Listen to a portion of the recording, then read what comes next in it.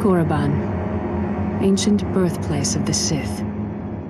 We believed ruins were all that remained of their evil empire.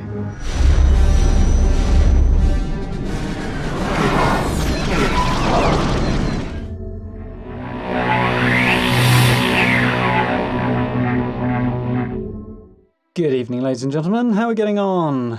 So, Star Wars The Old Republic. So I've been dropping a few hints about this game over the last few weeks, and it's one that I used to play a great deal a few years ago, and then with Fallout 4 and a few other games coming out, in the meantime I have not played it in a few years. It's in the last year or so, mostly this year, I've heard a few good things about the game, a few little whispers and rumours, and the game has a new expansion coming up later this month. So I thought it'd be a great time to jump in and have another look at it, and I'm thoroughly glad I did. I'm really enjoying playing it. So I think you guys will enjoy it as well, so I'm going to be working it into the streaming rotation over the next week or so, I hope. Hopefully we'll be playing it from time to time. And yeah, I do hope you guys will join me for that one, and we'll have a great time. If you haven't already, now would be an opportune moment to turn on notifications for the channel, then you can get notified anytime I go live, so you won't miss the streams, or any of the other uploads as well. So, for those who don't know, Star Wars The Old Republic is the Star Wars-themed MMO that BioWare brought out back in 2011, and has been running ever since. It follows on from Knights of the Old Republic. It's not a direct sequel to those two games, but it does follow that story on, so it's set in that sort of era, and it is very much in BioWare's traditional story-driven RPG mode, albeit with MMO gameplay to it, and is absolutely fantastic on that front. In fact, it's contained within it is 8 unique and absolutely brilliant stories, so if you like story-driven games and Star Wars, this is an absolutely fantastic game and well worth checking out. It's also free to play as well if you want to, up to sort of the entire base game is, in fact, so not too bad, well worth taking a look at, I think. So, for the rest of this video, I want to focus on one particular element of it, and that being the story and lore side of things. As I say, the game has massive amounts of story, and as you can probably imagine for both a BioWare game and a Star Wars game, a huge amount of lore and backdrop and history set behind the game. While it's not strictly necessary to know that much about it in order to jump in and enjoy the game, it does sort of talk you through it all, and there's huge amounts of lore entries and stuff throughout the game. Personally, I feel that if you do have at least a reasonable grounding of the background behind the game, you'll find yourself much more immersed in the world and with much more enjoyment out of it, and much better understanding as well. So, for the rest of the video, we're going to take a look at the history of Star Wars The Old Republic and the backdrop it's set against, and so you don't have to sit here and watch me just rambling on for however long this is going to end up taking. We're also going to take a look at the cinematic trailers that came out just before the game launched, and take a look at a little bit of gameplay as well. So, pull up a chair, put your feet up, and let's jump into the story, shall we? So, Star Wars The Old Republic set about 3,500 years prior to the Star Wars movies, and to fully understand the backdrop that the game's set against, we have to look a little bit further back than that.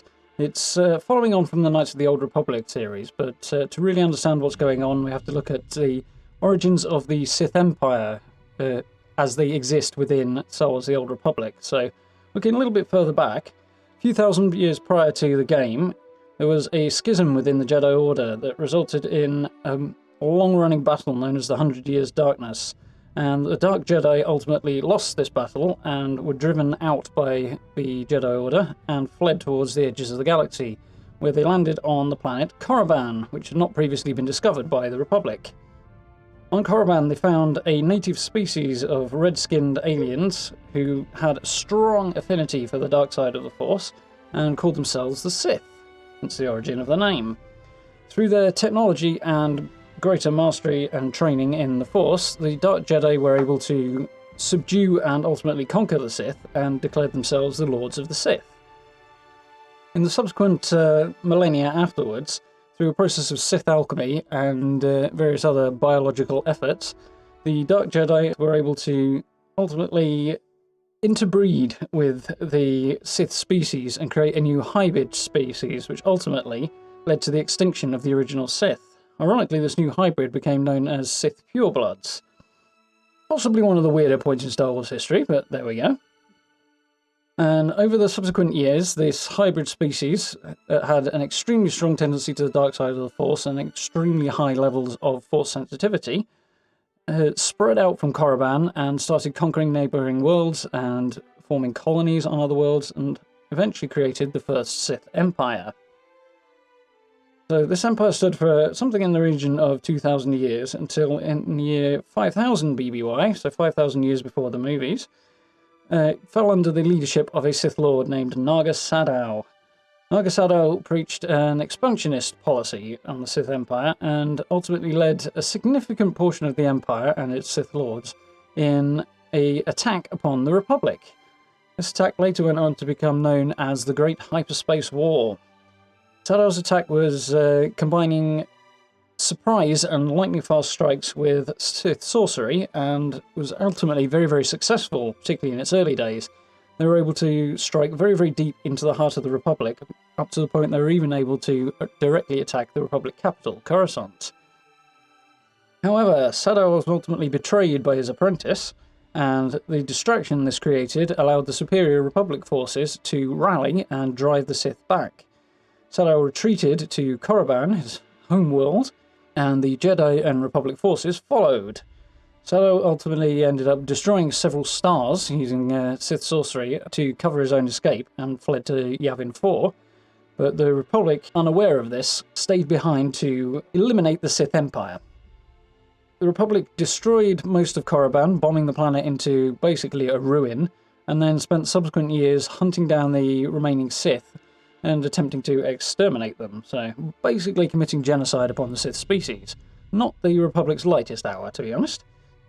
In the wake of this period of destruction, a Sith Lord named Vitiate, who had not been involved in the Great Hyperspace War, had a reputation as a scholar, had sat out the war and formed a power base on his homeworld of Nathema. He called the remaining Dark Lords of the Sith together onto his homeworld, of which around and about 8,000 answered his call, and told them that he would introduce them to a ritual that would save them from the Jedi. However, once the Sith arrived upon Nathema, they were betrayed by Vitiate, who was far, far more powerful than any of them ever realised, and was able to completely dominate their wills. He forced them into this ritual, which lasted something in the region of, I believe, 10 days, and ultimately consumed the life essence of not only all 8,000 Sith, but every living being on the planet Nathema. It also completely consumed all the Force energy surrounding the planet, creating a complete void, and it was absorbed by Vitiate himself, making him incredibly powerful and ultimately immortal. Vitiate emerged from the ruins of Nathema and declared himself Sith Emperor, and spoke to the remaining members of the Sith population, said that if they followed him, he would lead them to a lost colony world, wherein they would be safe from the Jedi. They readily accepted, being as the Jedi had been basically trying to exterminate them for many years at this point, and followed his leadership over the course of about 20 years on a long and unnecessarily winding route to the lost Sith colony of Drumund Kaas. There they settled and started to rebuild their empire. Over the subsequent 1,200 years, the Emperor solidified his control over his empire and committed any number of dark side rituals that ultimately led to the planet of Drumund Kaas being totally encompassed in thunderstorms. So, at this point, we jump back to the Republic and forward by 1,200 years and pick the story up again. So at this stage, the Mandalorian clans, a warrior culture based on the outer rim of the galaxy, launched an attack upon the Republic and waged all-out war on their neighbouring systems and later on the Republic proper. They had sought to prove their prowess in battle against the greatest adversary they knew of, namely the Republic and its Jedi Guardians. The Republic answered this particular challenge by sending its troops in to fight them, but the Jedi Council chose not to engage with the Mandalorians, speaking in favour of patience and more caution. Unfortunately, the Jedi's position did not sit particularly well with some of its members, particularly amongst the younger end of the scale, and a young Jedi Knight named Revan emerged from the ranks of the Jedi, a particularly powerful young man and particularly charismatic young man, and with his friends Malak and Mitra Surik, he gathered a significant following among the Jedi and, contrary to the Council's orders, set out to join the Republic forces. Revan's forces, combined with the Republic, had a number of victories and succeeded in pushing the Mandalorians back towards the outer rim of the galaxy.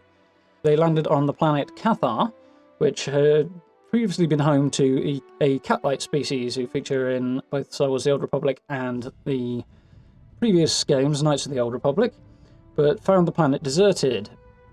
There, a number of Jedi Masters also followed Revan and attempted to convince him to leave the war and return to the Jedi Order.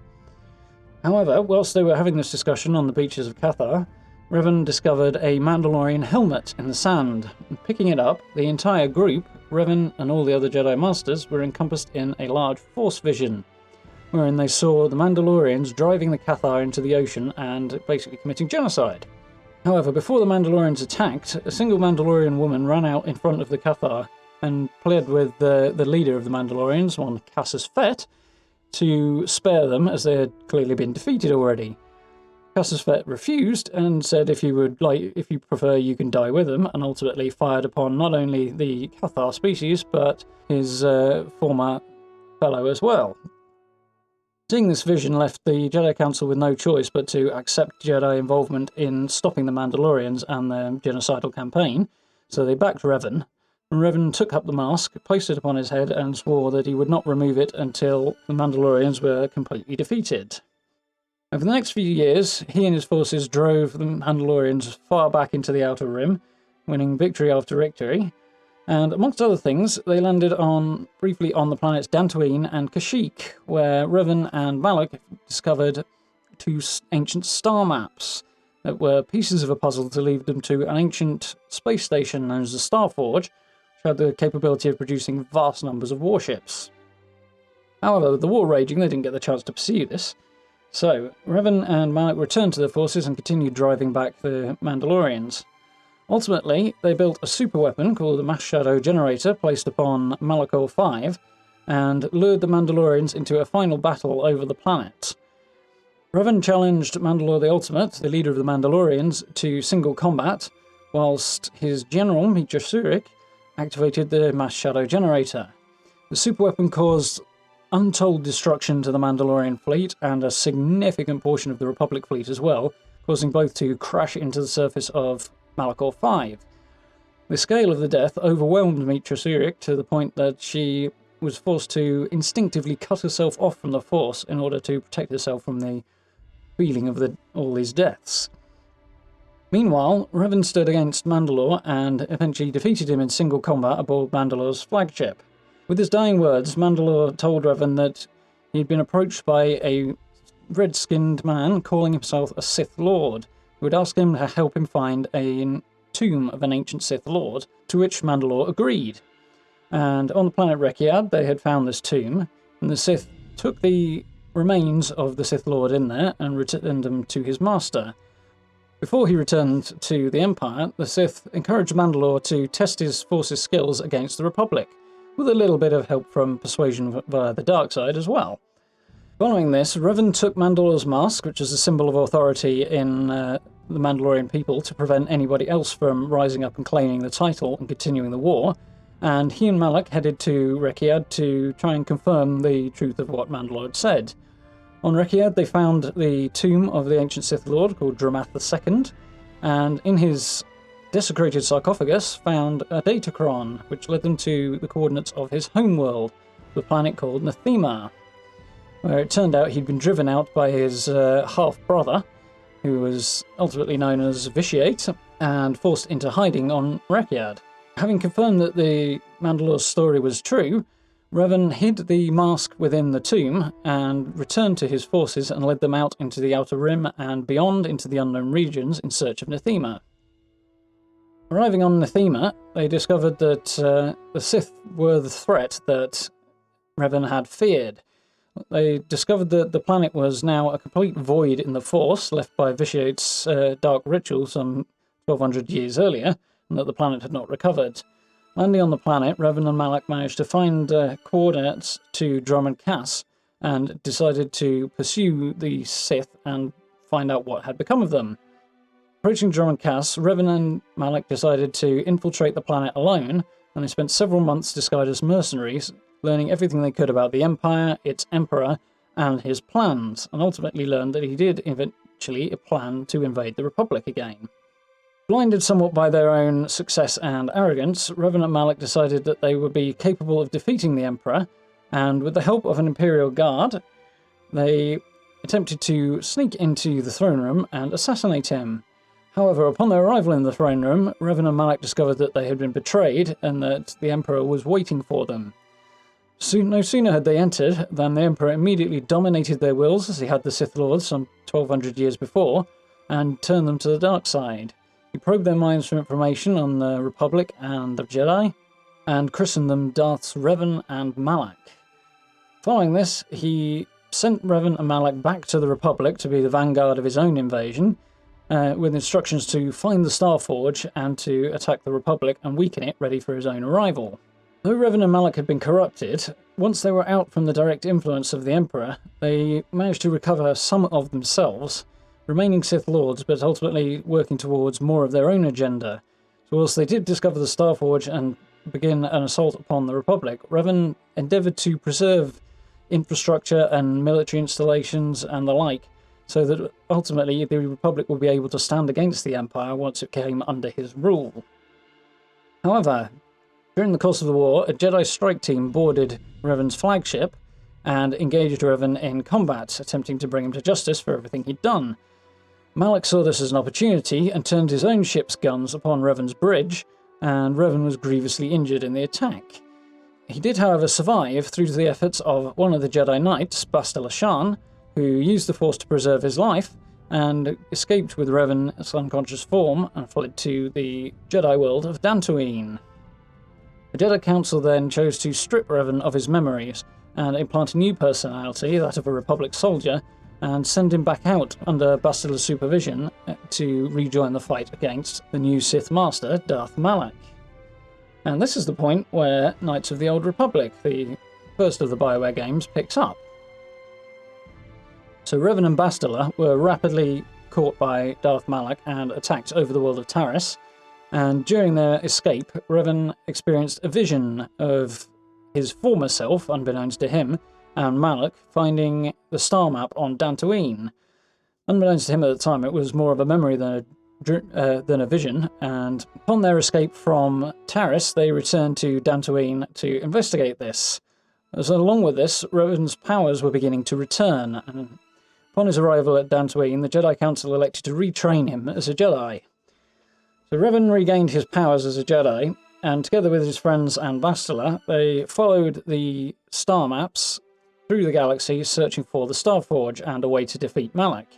However, before they could do so, they were captured by Malak and engaged in battle. Though the others escaped, Bastila sacrificed herself and was ultimately captured by Malak. Revan and his friends continued their search for the Starforge and made their way there, where Revan was confronted by none other than Bastila herself, who Malak had succeeded in turning to the dark side. Following a battle, Revan defeated Bastila, but over the course of their journey, the two had grown very, very close, and this affection between the two of them growing into love allowed Revan to redeem Bastila. Pressing on alone, Revan engaged Malak in a titanic duel aboard the Starforge, and ultimately defeated his former apprentice, and with the help of the Republic fleet, destroyed the Starforge. Following his victory, Revan was hailed as the Prodigal Knight, and re-inducted into the Jedi Order, and hailed across the Republic as a hero. He also offered to teach other Jedi what he'd learned of the Force over his journeys, but the Jedi Council were very, very opposed to this idea, and they agreed that, provided that he didn't spread his teachings to anybody else, they would not speak out against his marriage to Bastila, and he would remain a Jedi in good standing. So he was promoted to the rank of Jedi Master and effectively retired. 2 years later, Revan began having nightmares again, this time of a storm-covered world and a feeling of intense threat and danger. It was something that was causing him a great deal of lost sleep, so he reached out to a friend from his time working against Darth Malak, the Mandalorian warrior Canderous Ordo, having a strong feeling that it had something to do with where he'd gone after his battle with Mandalore. He asked Canderous to investigate what happened and why Mandalore had invaded the Republic. A couple of months later, Canderous returned and explained that the Mandalorian clans had in fact begun to reform, and a significant number of them had landed on a planet called Rekiad, where they were searching for Mandalore's mask. They'd figured out by a process of trial and error and basic elimination roughly where Revan could have gone in the days following Mandalore's defeat, and were searching planet by planet for the mask. Revan, Canderous, Revan's droid T3M4 and Bastila were all planning to go meet with the Mandalorians and try and find out more about what happened to Revan after he left following the defeat of the Mandalorians at the end of the war. However, Bastila announced that she was pregnant and therefore chose to stay behind, as soon as journeying into unknown dangers was unwise in her condition. So Canderous, T3 and Revan headed off to Rekiad. They met up with Clan Ordo, Canderous' old clan, and Revan had another vision showing him the location of the tomb on Rekiad, where he had previously hidden Mandalore's mask. Revan chose to lead Clan Ordo to the mask, and upon arriving at the tomb, was ultimately betrayed by them, as they'd figured out who he was. He defeated the Mandalorian warriors who attacked him, and had asked Canderous to take up Mandalore's mask and rebuild his people, this time as allies of the Republic rather than enemies, so that they would be better prepared to stand against the Empire should it ever return. Within the tomb, Revan also discovered the datachron he had found years before, leading him to Nathema, and it was sufficient to trigger his memories and remind him of the location of the planet, if not what he would find there. Leaving Canderous behind as the new Mandalore, he elected to travel on with T3M4, his faithful astromech droid, and head to the planet Nathema and try and investigate the origins of this mysterious Sith once again. Arriving on Nathema, Revan was overwhelmed by his memories and failed to notice an approaching ship. A ship piloted by two Sith, a Dark Counselor named Darth Nyrus and her associate Lord Scourge. They attacked the arriving Revan, and his ship crashed onto the surface of Nathema. The two Sith landed nearby, and Lord Scourge boarded Revan's ship and captured Revan, returning him to his ship. And T3 was forced to hide, unable to defeat a Sith Lord, and simply recorded the whole encounter. Following Scourge's return to his ship, Darth Nyrus recognised Revan on sight, and elected to return him to Drummond Cass and imprison him beneath her stronghold, wherein Revan was drugged and tortured for information regarding the Republic and what had happened to him and Malak following the Emperor's previous declaration that he'd actually been executed. Unfortunately for Darth Nyrus and for Lord Scourge, due to his limited memories, Revan wasn't really able to provide a great deal of information, and therefore, after a few months, was just imprisoned beneath Nyrus's compound and received basically no visitors other than Lord Scourge, who was somewhat fascinated with Revan's power and his knowledge of the Force. So, during this time, T3 spent the first year after Revan was captured scouring Nathema for parts and components with which to repair the damaged ship. It had, after all, crashed from orbit, and he managed to limp the ship back into Republic space.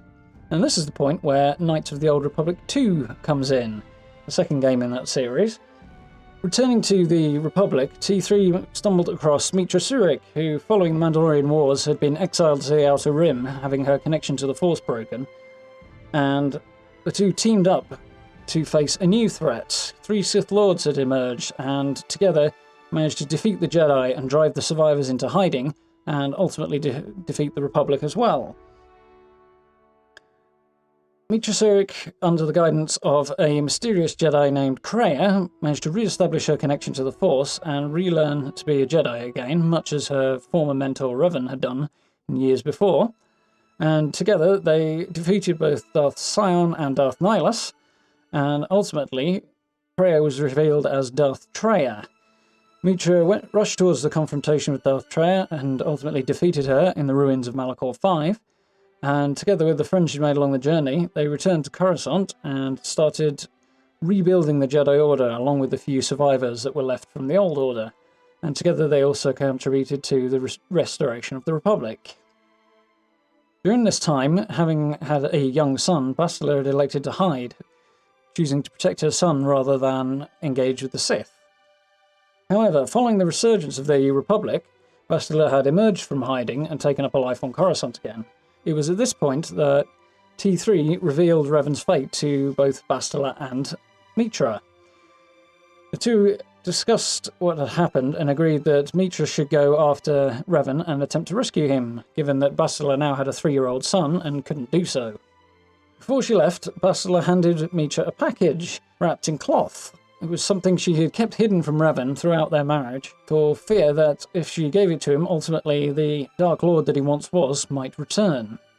But given her desperation at his loss and knowledge of his capture, she decided to take the risk and ask Mitra to return the object to Revan. Mitra unwrapped it and discovered that it was in fact the mask that Revan had worn during his campaign against the Mandalorians and subsequent invasion of the Republic, and that Bastila had taken it after Revan had been attacked by Malak and hidden it and kept it. Agreeing to take the mask and agreeing that it was worth the risk, Mitra wraps it up again, and together with T3, they head out towards Nathema.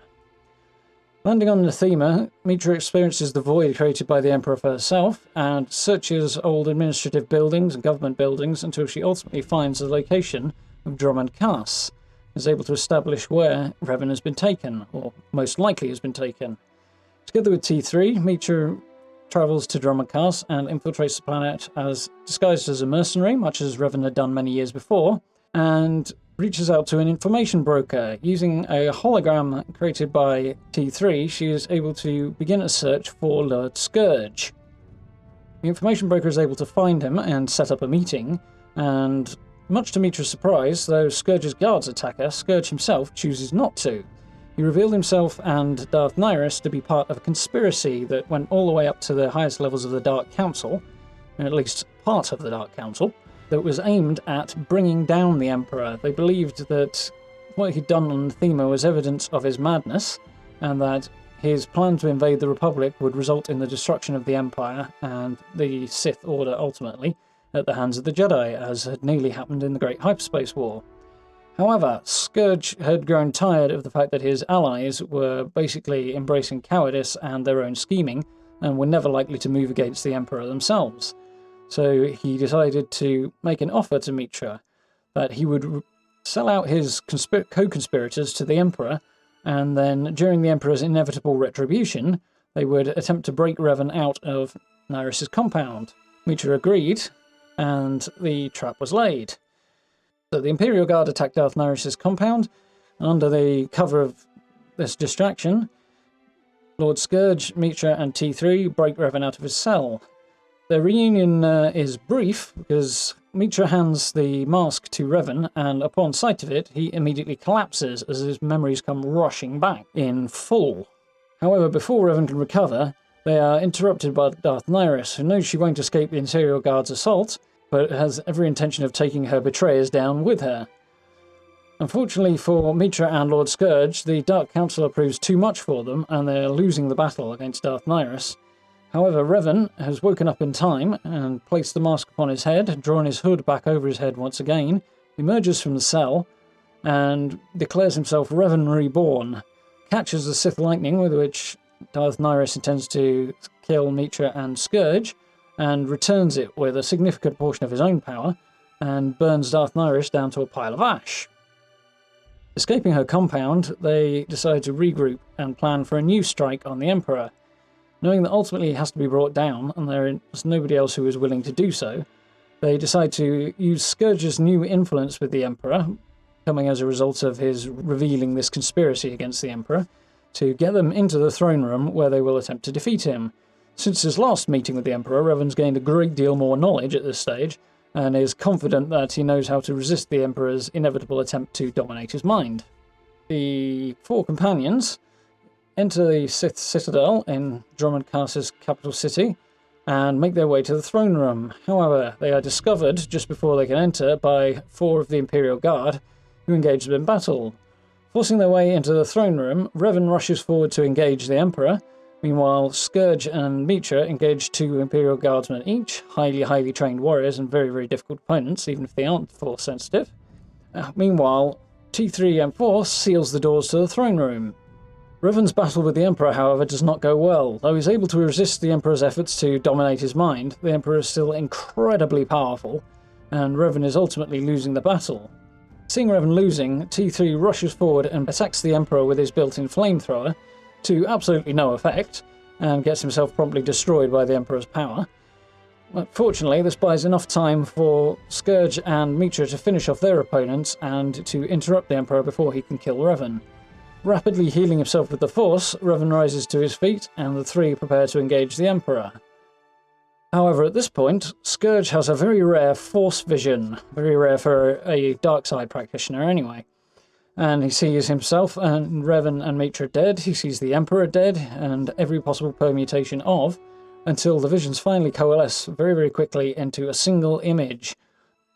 The Emperor dead at the feet of a Jedi Knight, who is neither Revan nor Mitra, and nor even is it himself.